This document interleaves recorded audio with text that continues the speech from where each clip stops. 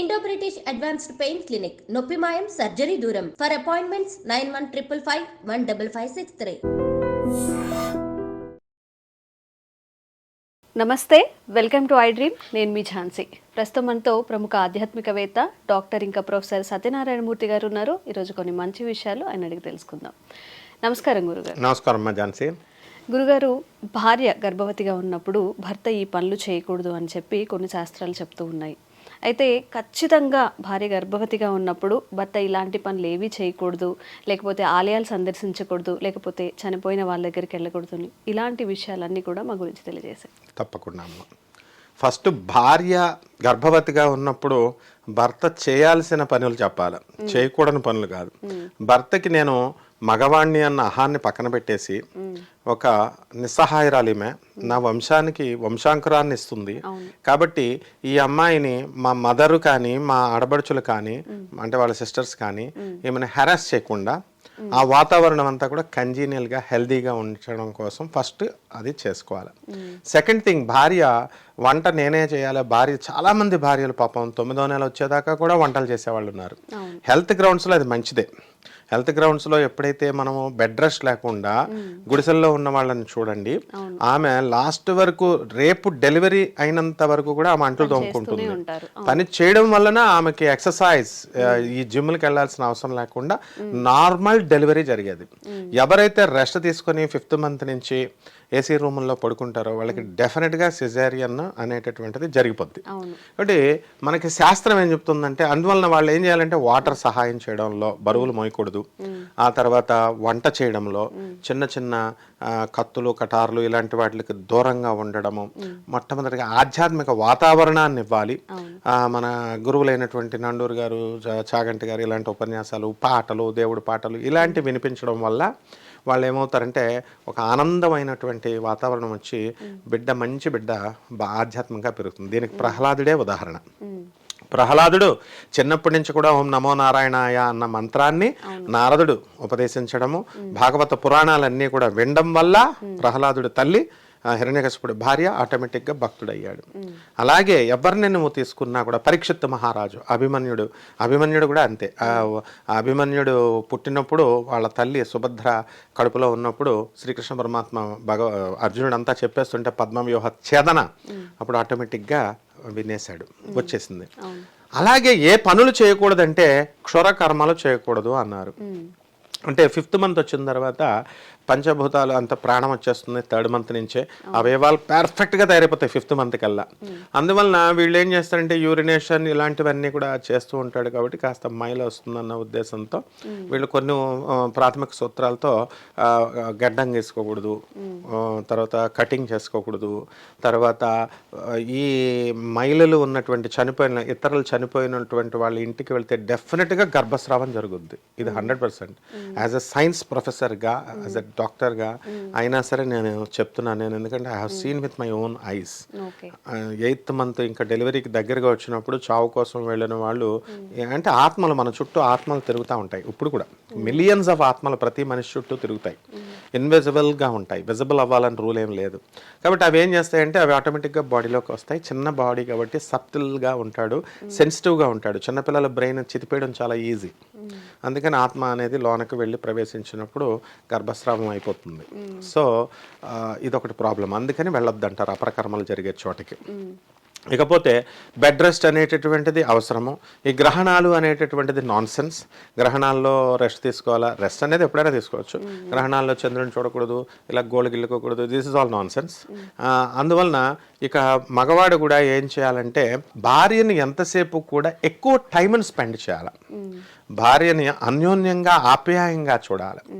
ఆ విధంగా సూటిపోటి మాటలతో, లేకపోతే అత్తగారు పైన కోపము, మామగారు పైన కోపము, ఆ మాటలు తీసుకొచ్చి భార్యను అనడము ఇలాంటివి చేయకూడదు. ఉండేలాగే చూడాలి. జనమంతా వ్యూవర్స్ ఏం ఎక్స్పెక్ట్ చేస్తారంటే కటింగ్ చేయకూడదు, గడ్డం కడకూడదు, ఇంకేం చెప్తారు, ఇలాంటివి ఆశిస్తారు. ఇవన్నీ డాగ్మా అనమాట. డాగ్మా అంటే మూఢనమ్మకాలు. ఇవన్నీ చేయాల్సినవి చేయరు మన ప్రజలు, చేయకూడనివి చేస్తారు. కాబట్టి ధర్మశాస్త్రం అనేటటువంటిది చావు, తర్వాత మంగళవారాలు చూడు చాలా మంది కటింగ్ షాపులే మూసేస్తారు. అమావాస్య రోజున భయంకరంగా మనం ఈ ఏడుపాయల దుర్గమ్మ గుడికి వెళ్తే చిన్నప్పుడు మొత్తం ఒక్క షాపు కూడా ఉండదు, గుడికి టెంపుల్ కూడా పంతులు కూడా దడదడ ఏదో అమ్మవారు వచ్చి వీడిని పీక్ తినేస్తున్నట్టు 6 గంటలకే క్లోజ్ చేసేసేవారు. ఇప్పుడు ట్రెండ్ మారింది, అమావాస్య జోగులాంబ అమ్మవారి హోమాలు అవి చేయడం ఇలా.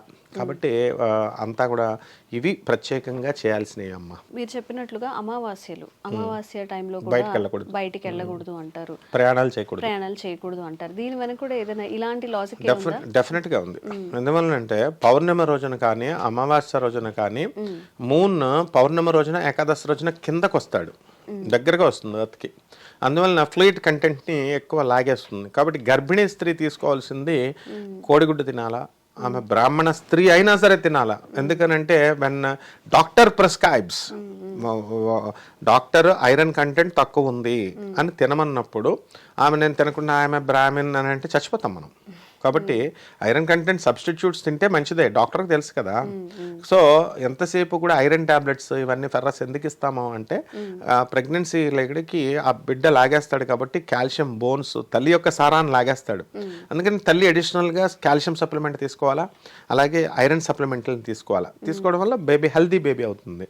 అండ్ ఫుడ్ కంటెంట్ కూడా న్యూట్రియస్ ఫుడ్ కంపల్సరీ తీసుకోవాలా, బ్యాలెన్స్డ్ డైట్ తీసుకోవాలా, అండ్ రిచ్ విటమిన్స్ ఉన్నటువంటి ఫుడ్ని తీసుకోవాలా, అండ్ ఓవర్ వెయిట్ గెయిన్ చేయకుండా ఉన్నటువంటి ఫుడ్ని తీసుకోవాలా. ఇలాంటివన్నీ చేసుకుంటే డెఫినెట్గా అమ్మాయికి పుట్టే బిడ్డ హెల్దీగా పుడతాడనమాట. అయితే చాలా మంది మీరు చెప్పినట్టు ఏంటంటే ఎక్కువ టైం స్పెండ్ చేయాలని కోరుకుంటారు, కానీ కొన్ని టైమ్స్లో అది కుదరకపోవచ్చు, అంటే వేరే చోటు ఉండటం కానీ అలాంటివి జరుగుతూ ఉండొచ్చు. అయితే మనం మాట్లాడుకున్న టాపిక్ ప్రకారం మనం జనరల్గా చూసేది నిజంగానే క్షవరం చేయించుకోరు, ఎక్కువ జుట్టు పెంచుకుంటూ ఉంటారు.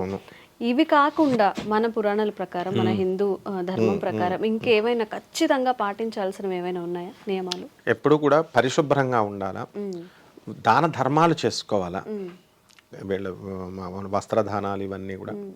తర్వాత చేట, ఈ చీపురు ఇలాంటివి ఎవరికి దానం చేయకూడదు. నవధాన్యాలు ఇలాంటివన్నీ కూడా, అపరధాన్యాలు ఇవన్నీ కూడా ఇవ్వకూడదు. పితృదేవతలకి ఎవరైనా ఇళ్లలో చనిపోతే వాళ్ళ అన్న చనిపోయాడని సేమ్ ఏజ్ గ్రూప్ అని బొట్టు పెట్టి వీళ్ళకి బట్టలు పెడతారు, అలాంటివి తీసుకోకూడదు. అంటే ఆ టైంలో ఉన్నప్పుడు తీసుకోకూడదు. తీసుకుంటే డెఫినెట్గా అంటే అపరకర్మకు సంబంధించి ఏదైనా, అపరకర్మ అంటే చనిపోయిన ఆత్మలకి, ప్రేతాత్మలకి సంబంధించింది ఏదైనా సరే అవుతుంది. నెక్స్ట్ వీలున్నంత వరకు ఈ గర్భిణీ స్త్రీలు చేయకూడదు ఏంటంటే వీళ్ళు టెంపుల్స్ కిందకి వెళ్ళకూడదు అని అంటే అది కేవలము 5th month 6th month మైలా అని కాదు. టెంపుల్స్ ఇదివరకు కాలంలో కొండల పైన ఉండేది ఎక్కువ పెద్ద గుళ్ళు. కొండపైకి వెళ్ళినప్పుడు ఆక్సిజన్ లెవెల్స్ తగ్గిపోతాయి.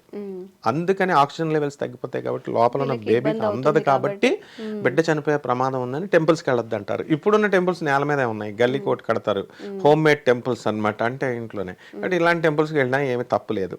సో మనము టెంపుల్స్కి వెళ్ళే తర్వాత ఏడుపులు పెడబొబ్బలు జరిగే చోట, తర్వాత హార్ట్ అటాక్స్ వచ్చే చోట, అరుపులు ఉన్న చోట, నరాల వీక్నెస్ వచ్చే చోట, అలాంటి సడన్ న్యూస్లు ఇవన్నీ కూడా గర్భిణీ స్త్రీలకు భర్త చెప్పకూడదు, అక్కడికి తీసుకెళ్ళకూడదు. అంటే ఎంతసేపు కూడా sound is different and noise is different. Sound అనేది ప్లెజెంట్ గా ఉంటే వేవ్స్ అంతా that is called as rhythm and sound. ఇది వచ్చేసి అని అరిస్తే ఇప్పుడు ఏజ్ పెరిగే కొద్ది ఏమవుతుందంటే చిన్నపిల్లలు స్టూడెంట్స్ గట్టిగా అరుస్తారు. హార్న్ గట్టిగా అరిచినప్పుడు ఏజ్ పెరిగిన తర్వాత అది వెంటనే హార్ట్ ఫెయిల్యూర్ అవుద్ది, జడుచుకుంటారు ప్రతి ఒక్కళ్ళు కూడా. సో లోపల ఉన్న బేబీ జల్లుమని క్యాచ్ చేస్తుంది, తను అడిలిపోతుంది.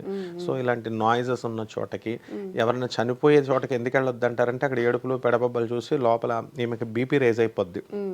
కొంతమంది బీపీ పేషెంట్ ఉంటే అయిపోతుంది. నెక్స్ట్ ఉమ్మినీరు కంటెంట్ బాగా ఉందా లేదా అది చూసుకోవాలి భర్త చెకింగ్ ముందు. అవి కాదు ఇవి చూడాలి మెడికల్గా. ఉమ్మినీరు కనుక కంటెంట్ తక్కువ ఉంటే, ఉమ్మినీరు జారిపోతే బేబీకి లోపల ఉండడానికి ఉండదు వాటర్, బేబీ చచ్చిపోతుంది. కాబట్టి ఇలాంటివి బీపీ ఉందనుకోండి, ఎక్కువ బీపీ చెక్ చేయించుకోవాలి. బీపీ టాబ్లెట్స్ వాడకపోతే బేబీ ఏమవుతుందంటే ఈ లోపల సన్నగా అయిపోద్ది, ఎదుగుదల ఉండదు. సో ఇలాంటివి మనం వైద్యపరంగా చూడాలి. అంతేకాని కేవలము శాస్త్రం పేరుతో మూఢనమ్మకాలను పెంచేస్తున్నారు. దిస్ షుడ్ బి, ఇవి తగ్గించి మోడర్న్ సైన్స్ ఇచ్చినటువంటి మెడికల్ వాల్యూస్తో, హ్యూమన్ వాల్యూస్తో మనము, అది ఎకనామిక్ వాల్యూస్ అవనండి, సోషల్ వాల్యూస్ అవనండి, మోడర్న్ సైన్స్తో మనం ఒకళ్ళనొకళ్ళు పరస్పరం భార్యాభర్తలు ఇద్దరు గౌరవించుకోవడం, ఇలాంటివి చేయడం ద్వారా ఎక్కువ లాభాలు గర్భిణీ స్త్రీకి ఉంటాయన్నమాట. తద్వారా ఇతనికి కూడా లాభమే కదా, హాస్పిటల్ బిల్లులు తగ్గుతాయి. మీరు చెప్పినట్టు గురుగారు, చాలా మంది ఇప్పటివరకు మారారు. ఇప్పుడు గ్రహణంలో తినద్దని కానీ, గర్భిణీశీలు బయటికి రావద్దని, ఆ టైంలో వాళ్ళు ఇబ్బంది పడడం, ఇలాంటివి కూడా కాస్త తగ్గించారు. మన పెద్దవాళ్ళు కూడా కొంచెం పెట్టిన రూల్స్ని అది ఎందుకు పెట్టారో అర్థం చేసుకొని ఇట్లా మూఢ నమ్మకాలతో ముందుకు వెళ్లకుండా ఉంటే మంచిది. ఇప్పుడు చాలా బాగా తెలియజేశారు. ధన్యవాదాలు. ధన్యవాదాలమ్మా.